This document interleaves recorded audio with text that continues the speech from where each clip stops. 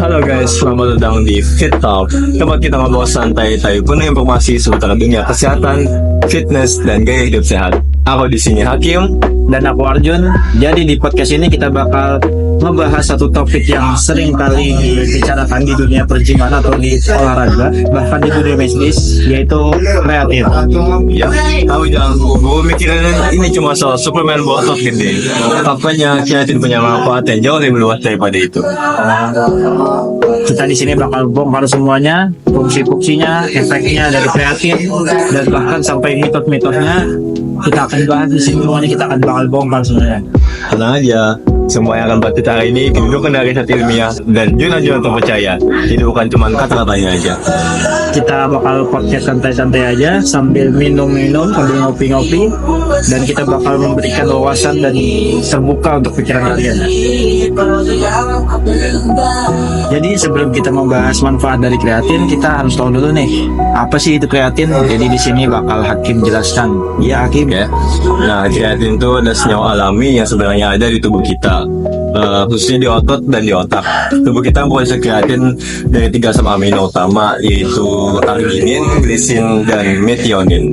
Oh iya, dan kreatin ini juga sangat penting dalam menyediakan energi ya. Apalagi keadaan-keadaan olahraga seperti sprint atau beban yang butuh tenaga ledakan seperti itu sangat berperan penting kreatin dalam kegiatan kita.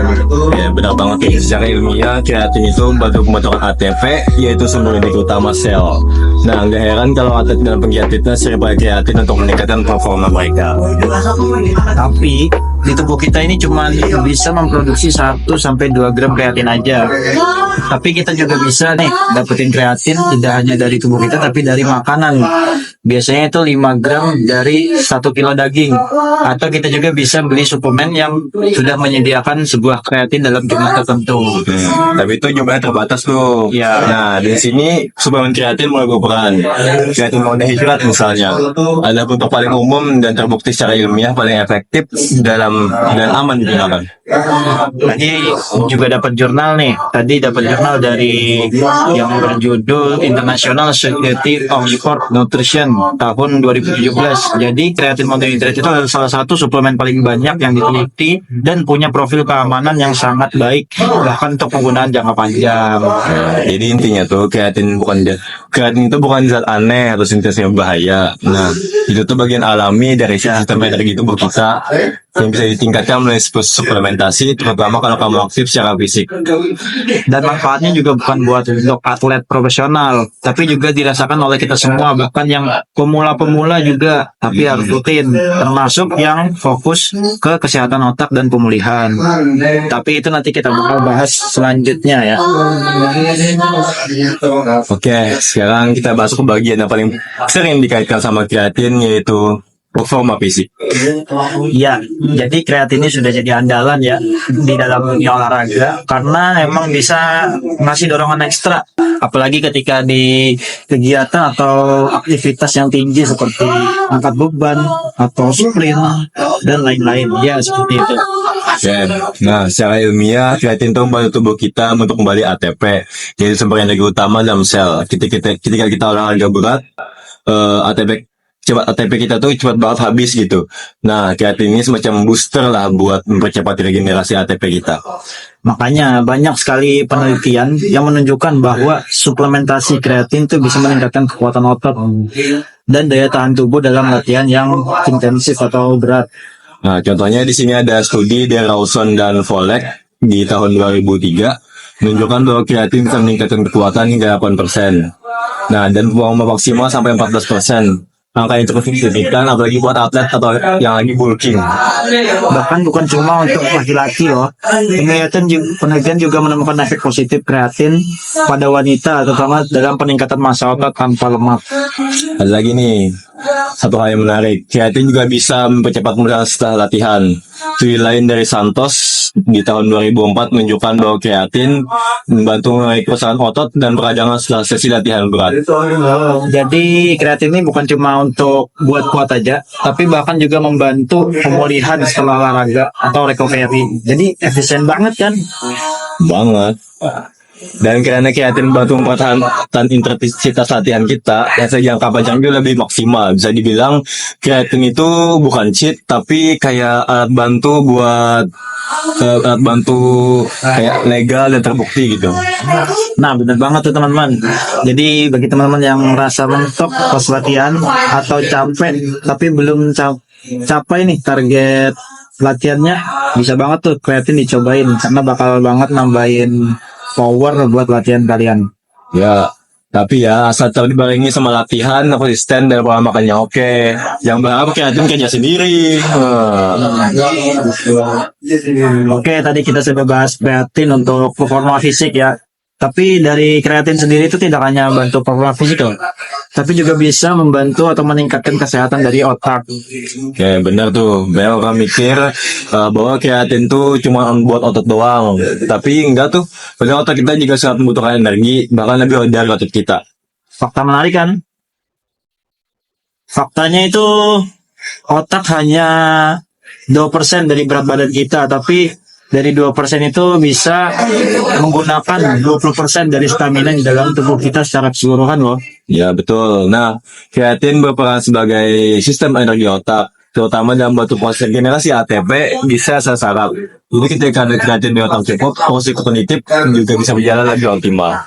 Tadi juga ada penelitian dari Wright et al. Pada tahun 2023. Jadi dia menemukan bahwa suplementasi kreatin selama 6 minggu itu bisa meningkatkan kemampuan memori jangka pendek dan kemampuan berpikir pada orang dewasa muda yang sehat. Ada juga nih studi dari Fedrinos tahun 2018 yang menunjukkan bahwa kreatin punya potensi untuk membangun pasien dengan gangguan neurodegeneratif seperti Parkinson dan Alzheimer karena fungsinya dalam menjaga keseimbangan energi sel otak.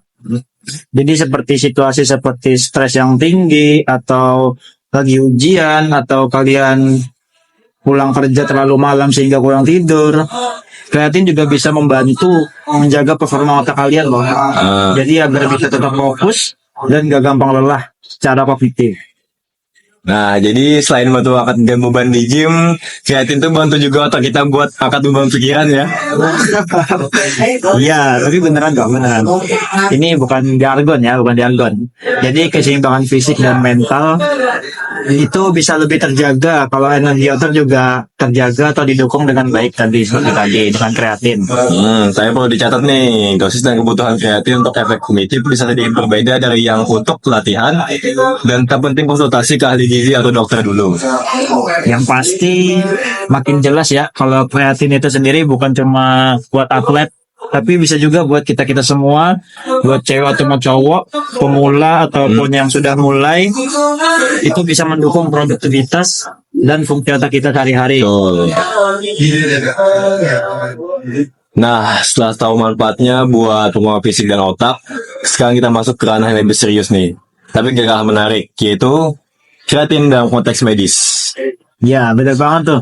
Jadi kreatin gak cuma digunakan oleh atlet dan orang-orang yang di gym aja, tapi dalam beberapa dekade terakhir itu kreatin juga diteliti oleh medis, terutama untuk menangani gangguan saraf dan pemulihan cedera pada bagian otak. Contohnya ini ada sebuah studi yang dipublikasikan di Frontiers in Nutrition di tahun 2022 yang menyebutkan bahwa kreatin punya potensi besar dalam terapi cedera otak traumatis. Kenapa? Karena kreatin membantu menjaga suplai energi pada sel otak yang rusak. Dan cuman bukan untuk trauma aja nih. Tadi ada baca juga aku. Jadi penelitian itu juga menunjukkan bahwa pasien dengan penyakit neurodegeneratif seperti Parkinson, Huntington, bahkan ALS bisa mengalami perbaikan fungsi motorik setelah suplementasi kreatin.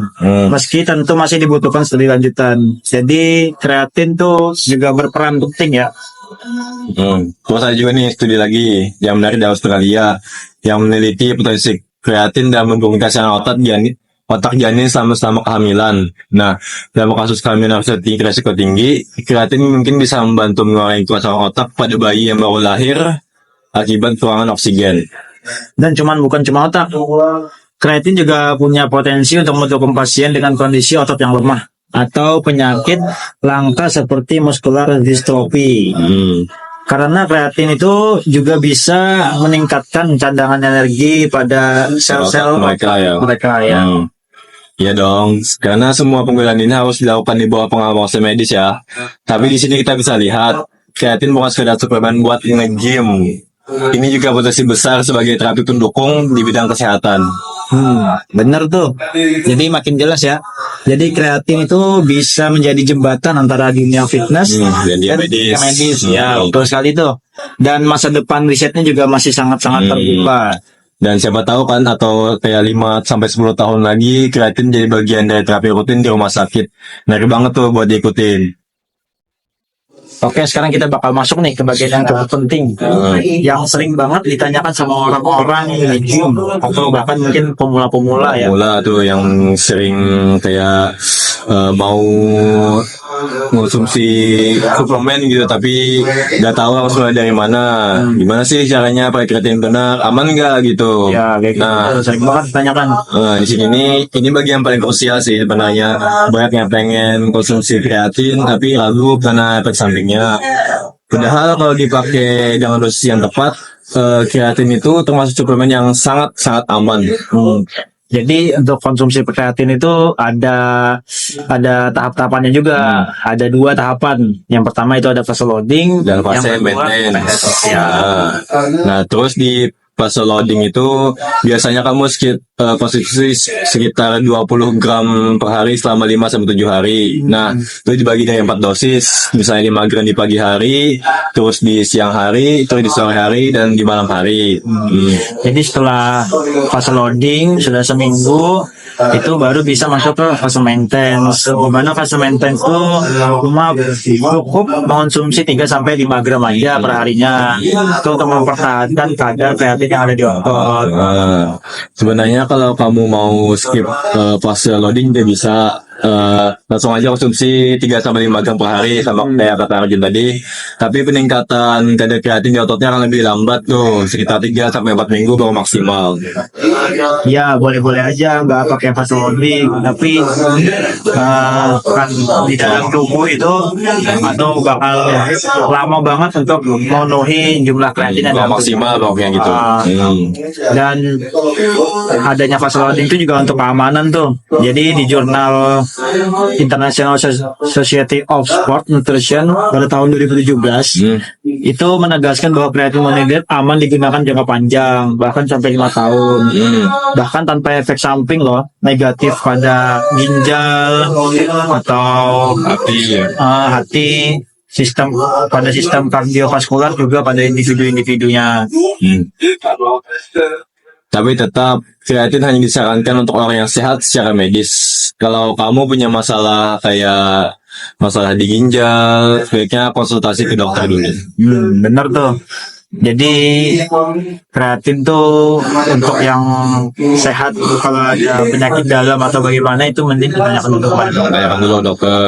Dan juga penting untuk buat minum air yang cukup saat pakai kreatin. Karena dari pakai kreatin tuh ada beberapa yang mungkin Bisa tarik air dari sel ke dalam sel otot ya. ya, jadi lebih terasa haus, terus kandungan air dari dalam tubuh itu berkurang. Jadi jangan sampai karena mengonsumsi kreatin itu bisa dehidrasi. Jadi Bisa bahaya tuh buat ginjal. jadi banyak-banyakin minum air. Satu lagi nih, kreatin itu bukan steroid ya. Ini sering disalahpahami. Kreatin itu alami dan nggak punya efek hormonal. Kreatin itu dari hewan, jadi bukan steroid ya, bukan. Jadi selama digunakan dengan dosis yang tepat dan tubuhnya sehat, kreatin itu adalah suplemen yang aman, murah, dan sangat efektif. Dan itu pun cocok untuk cowok, cewek, atlet, atau pelajar yang butuh daya tahan maksimal ekstra. Iya, bener banget tuh. Nah, jadi pernah nggak kalian pergi ke toko suplemen atau mungkin ke marketplace, terus kalian bingung gitu mau pilih suplemen yang mana? Misalkan kreatin nih, kan kreatin tuh banyak banget jenisnya, pasti bikin bingung kan? Iya tuh. Pasti kalian yang kayak pemula-pemula atau baru-baru tahu mengenai kreatin pasti bingung kan jenis-jenisnya kayak kreatin monohydrate, HCl, buffered kreatin. Apa sih itu? Kok padahal kan sama-sama kreatin. Sama ya. Itu kita bakal jelasin juga nih di sini nih. Nah, yang pertama ya, yang paling terkenal tuh dan paling banyak teliti itu tuh kreatin monohidrat. Itu tuh adalah bentuk kreatin paling dasar dan terbukti efektif secara ilmiah. Dan kreatin monohidrat itu juga di jurnal, di research sama peneliti itu kreatin yang paling sebagai gold standar Ya. atau suplementasi kreatin Paling bagus ya. paling bagus. Nah, selain itu juga harganya itu terjangkau lah dan mudah ditemukan. Sudah banyak juga kan kalian nemuin kreatin monohidrat gitu di toko-toko. Tapi ada kekurangannya. Beberapa orang merasa sedikit kembung atau resistensi air gitu saat pemakaian. Tapi itu tuh efek normal. Itu mungkin efek-efek awal penyesuaian. Dan itu nggak semua orang, itu hanya beberapa orang aja. Yang kedua nih, ada kreatin hydrochloride atau HCl. Ini bentuk yang lebih larut dalam air dan biasanya diklaim lebih ramah di perut buat yang sensitif. Jadi mungkin kalau ada gejala mah gitu tuh mungkin ini lebih cocok di kreatin hydrochloride ini. Tapi dari banyaknya riset itu belum ada loh yang menunjukkan HCl itu lebih kuat atau lebih efektif daripada monohidrat. Jadi kalau ada masalah pencernaan atau hal lainnya di bagian perut itu monohidrat tetap lebih jadi utama daripada HCl. Pertama ya. Terus nih lanjut ada apa tuh? Ada bufret kreatin. Tadi sudah sebutkan juga di awal kan. Seperti kreakalin. Jadi ini katanya lebih stabil di perut, mencegah pengemasan. Tapi lagi-lagi menurut studi di dalam jurnal itu pada tahun 2012 nggak ada perbedaan yang signifikan terhadap kreatin monohidrat. Sama ya berarti ya. Sama. Terus ada juga nih bentuk lain dari kreatin ethyl ester, kreatin nitrat dan bentuk cair. Tapi rata-rata belum punya bukti ilmiah yang solid sih untuk mengungguli monohidrat. Jadi intinya kalau kalian nih baru mulai dan ingin memilih pilihan yang terbaik dari kreatin tersebut, mungkin dari berdasarkan harga atau aktivitas dan riset-riset itu kreatin monohidrat jawabannya. Kecuali kamu punya gangguan pencernaan tertentu, baru boleh eksplor ke kreatin yang lain atau bentuk yang lain ya. Tapi buat mayoritas orang nggak perlu ribet ya, tinggal kreatin monohidrat gitu. Keep it simple.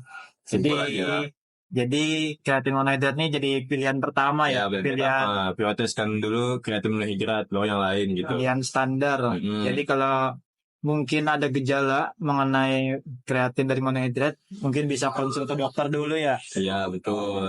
Intinya simple aja, jadikan simple aja dan pastikan ada jurnal yang membelakangi suplemen tersebut. Ya gitu. Wah, udah nggak kerasa nih. Dari tadi kita sudah bahas panjang-panjang kreatin, mulai dari kreatin, manfaatnya, sampai dosisnya, jenisnya, dan dari semua itu satu hal nih yang paling penting. Kreatin bukan cuma buat atlet atau bodybuilder, tapi juga punya manfaat luas dari otot sampai otak, bahkan potensi medis. Jadi kita juga udah lihat ya tadi mengenai kreatin, khususnya kreatin monohidrat tadi, itu adalah suplemen yang memang terbukti secara ilmiah, aman, terus sangat efisien untuk meningkatkan performa fisik maupun kognitif. Dan soal dosis itu cukup sampai 3-5 gram per hari untuk efek jangka panjang. Dan juga pastikan hidrasi cukup dan pola makan seimbang. Tapi ingat ya, kreatin itu bukan suplemen yang ajaib. Jadi jangan terlalu berharap hanya dari kreatin aja gitu, tapi nggak konsisten, nggak real food, nggak makanan yang sehat. Harus didukung sama latihan rutin sama tidur yang cukup ya, dan gaya hidup yang sehat. Betul banget tuh. Dan buat kamu yang punya kondisi medis tertentu kayak mungkin mah gitu, wajib konsultasi dulu ke dokter sebelum mulai konsumsi kreatin. Jadi kalau rekomendasi dari kita nih, kalau kamu emang aktif secara fisik atau ingin menjaga daya tahan tubuh atau fokus untuk belajar, jadi kreatin ini sangat bisa jadi suplemen yang emang bagus banget buat kalian nih. Jadi intinya start simple aja dulu, mulai dari simple hal yang simple aja dulu. Mulai dari kreatif karbohidrat dan jangan lupa konsistensi adalah kunci. Semoga dari podcast kami ini bisa membuat kalian lebih paham, wawasan kalian terbuka dan gak salah kaprah lagi mengenai soal kreatif. Dan terima kasih sudah dengerin sampai akhir. Kalau kamu suka podcast ini, jangan lupa share dan sampai jumpa di episode berikutnya. Stay sehat, stay kuat.